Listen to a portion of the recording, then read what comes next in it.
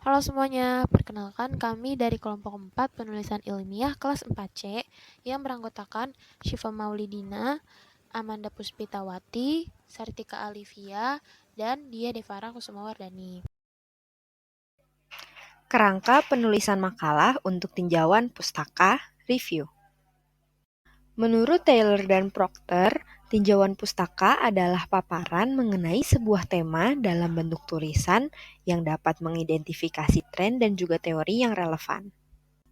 Menurut Cooper, penyusunan tinjauan pustaka ini juga berupaya untuk memastikan integritas dari kata-kata dan perlakuan peneliti sebelumnya melalui pemikiran kritis pada publikasi yang sudah ada dan juga berkaitan dengan topik terkait serta identifikasi isu utama dalam bidang terkait. Menurut Maci dan McAvoy, proses penyusunan tinjauan pustaka terbagi menjadi 5 langkah, yaitu memilih topik, mencari literatur, mengembangkan argumen, melakukan survei dan mengkritisi literatur tersebut, serta menuliskan review. Dalam penyusunannya, tinjauan pustaka dibagi menjadi 3 bagian, yaitu yang pertama ada pendahuluan yang berisi fokus serta tujuan dari penulisan review tersebut, yang kedua ada isi dari review, dan yang ketiga yaitu kesimpulan dari keseluruhan review.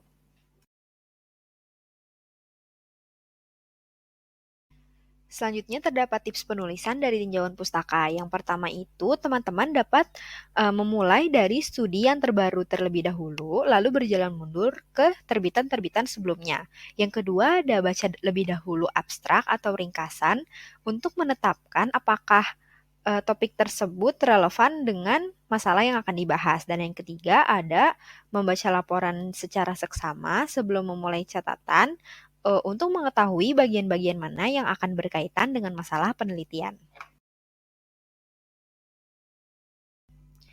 Tips yang keempat yaitu buatlah catatan pada kartu catatan agar lebih mudah dalam menyeleksi dibandingkan dengan kertas lembaran. Yang kelima, ada tulis referensi secara lengkap dalam bibliografi.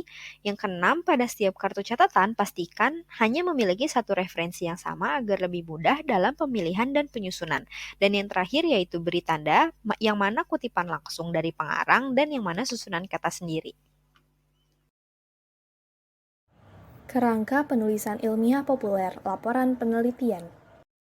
Karya ilmiah populer ialah suatu karya yang ditulis dengan menggunakan bahasa yang populer sehingga mudah dipahami oleh masyarakat dan menarik untuk dibaca. Nah, jenis karya ilmiah populer itu dibagi menjadi beberapa jenis, yaitu buku ilmiah populer, surat kabar, dan majalah. Lalu, untuk karya tulis ilmiah sendiri ialah karya ilmiah yang mana bentuk, isi, dan bahasanya menggunakan kaidah-kaidah keilmuan atau dibuat berdasarkan pada kegiatan-kegiatan ilmiah berupa penelitian lapangan, percobaan laboratorium, telaah buku, dan lain-lain. Ada beberapa bentuk karya ilmiah yaitu buku, makalah, paper, tugas akhir, skripsi, tesis, disertasi, dan laporan penelitian. Nah, dari contoh tadi, laporan penelitian sendiri ialah karya ilmiah yang menyajikan data dan analisis dari suatu penelitian. Lalu, untuk menulis penulisan ilmiah, ada strukturnya nih. Struktur penulisan ilmiah dibagi menjadi 4. Yang pertama bagian pembuka, yang kedua isi, yang ketiga penutup, dan yang keempat lampiran. Struktur penulisan ilmiah yang pertama yaitu bagian pembuka. Bagian pembuka terdiri dari cover. Nah, cover ini terdiri dari yang pertama keterangan jenis karya tulis ilmiah, yang kedua judul karya tulis ilmiah, yang ketiga tujuan karya tulis ilmiah, yang keempat logo instansi, yang kelima nama penulis, yang keenam nama instansi, yang ketujuh tahun pembuatan. Selanjutnya setelah cover ada kata pengantar. Setelah kata pengantar ada abstrak, daftar isi, kemudian daftar tabel. Selanjutnya ada bagian isi. Bagian isi ini terdiri dari bab 1 pendahuluan. Bab 1 pendahuluan terdiri dari latar belakang masalah, rumusan masalah, batasan masalah, tujuan penelitian, hipotesis, dan manfaat penelitian.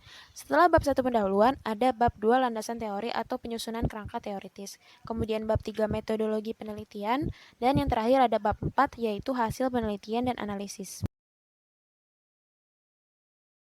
Selanjutnya, di bagian penutup ada bab 5 penutup yang terdiri atas kesimpulan dan saran dan daftar pustaka yang merupakan referensi-referensi yang digunakan sebagai bahan dasar dari penulisan karya ilmiah. Kerangka penulisan esai ilmiah. Esai merupakan suatu tulisan prosa yang di dalam penyampaiannya memiliki sifat subjektif atau argumentatif. Tujuan dari menulis esai ini adalah meyakinkan para pembaca mengenai pendapat atau penilaian dari penulis. Dan dalam penulisan esai ilmiah, terdiri dari 50% fakta dan 50% opini.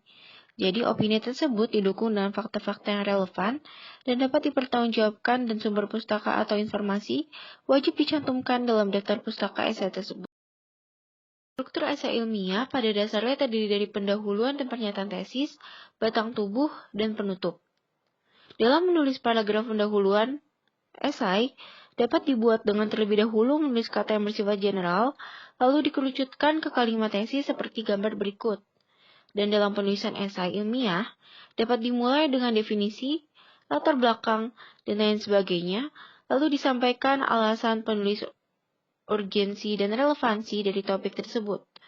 Dalam membuktikan urgensi dan relevansi tersebut, penulis dapat melampirkan data prevalensi kasus tertentu. Selanjutnya adalah batang tubuh.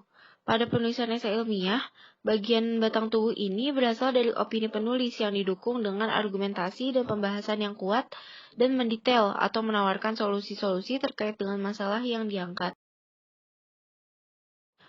Selanjutnya adalah penutup.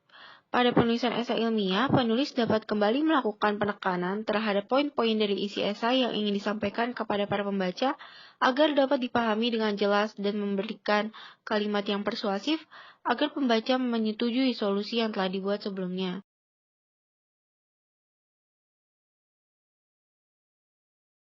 Dalam proses menulis esai, terdapat 7 tahap, yaitu yang pertama, menentukan tema atau topik, menentukan tujuan penulisan, merumuskan masalah dan melakukan riset, membuat outline atau kerangka tulisan, memulai menulis esai, melakukan editing esai yang telah dibuat, dan menyusun daftar pustaka.